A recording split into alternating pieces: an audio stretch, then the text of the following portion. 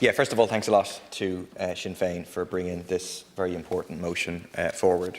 I attended an event last week organised by the Children's Rights Alliance discussing the issue of child poverty, including the issue of the cost of education.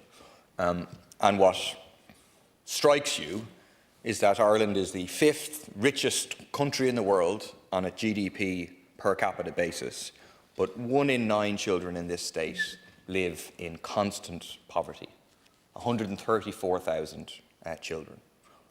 They are the children who are going to go hungry this summer because school is out and they can't access the school meals that a minority of students are able to access. That is an absolute scandal. It's not a scandal that's discussed enough in this House or generally in the media and so on, but it's an absolute scandal because it's completely unnecessary. Ireland could target and could achieve the complete elimination of child poverty. It's a question of resources, including resources to make education truly free. We have in this country a supposedly free education system, supposedly including even third-level education, but we won't even go there for now.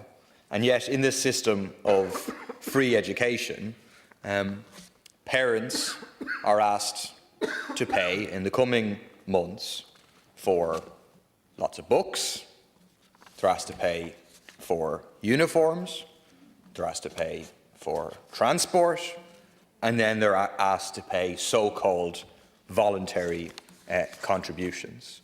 And the costs in any year will add up immensely for parents, but particularly in this year, in terms of the cost of living crisis, which is hitting people so hard, it will simply be unaffordable for many. The figures from, I think it was an Irish League of Credit Unions survey in terms of the amount that it costs parents to send kids to school is truly shocking. Over €1,000 to send a child to primary school and almost €1,500 to send a child to secondary school. There was a very good survey done a couple of years ago by Bernardos that broke some of these costs down. For example, 76% of parents in primary school report having to purchase a crested uniform, 96% in secondary school having to do that. 42%, so less than half of secondary school pupils having a book rental school scheme available in their school. On average, primary school pupils paying €50 to their school book rental scheme, parents of secondary school pupils paying €115. And obviously the vast majority of parents being asked to pay a so-called voluntary contribution. And the bottom line point is that if we have an education system where education is supposedly free, all of these things should be provided. Parents should not have to pay for anything for the children to be able to go to school.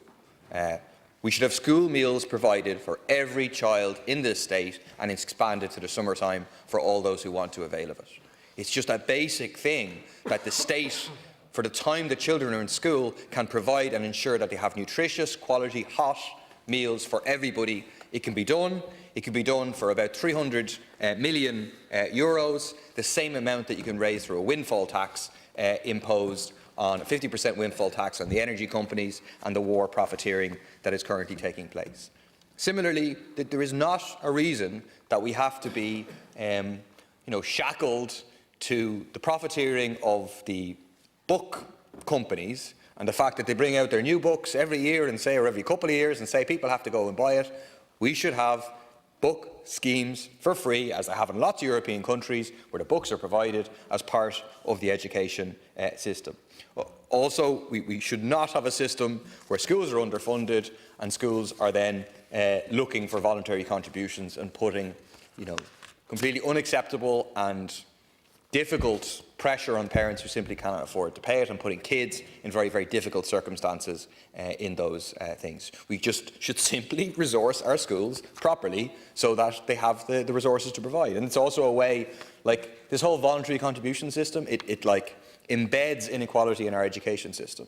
whereby obviously the amounts you can get and so on from so-called voluntary contributions in, let's say, an area which is serving higher income earners compared to an area which is deprived, a working class area, is obviously quite different, and that educational inequality is embedded through that. I also just want to briefly raise a point, because it relates to that point about educational inequality, about a school in my constituency, St Aidan's Community School in Brookfield, just to raise it with the Minister, that is a serious issue here, whereby there's a building repair, maintenance and facilities need in terms of the roof, in terms of the external walls, in terms of the windows leaking, in terms of a report they have now about fire, that €100,000 I think would have to be spent to make it fire safe. And at the moment, effectively, remedial work is going to be done on this and that, patching up the school, when in reality you have this big site there which could be a real facility for the community. There's space for a community centre there, for example, but fundamentally we probably need to investigate it, but it looks like we need to build a new quality school building for that school, and I will be in touch with the Minister in relation to it.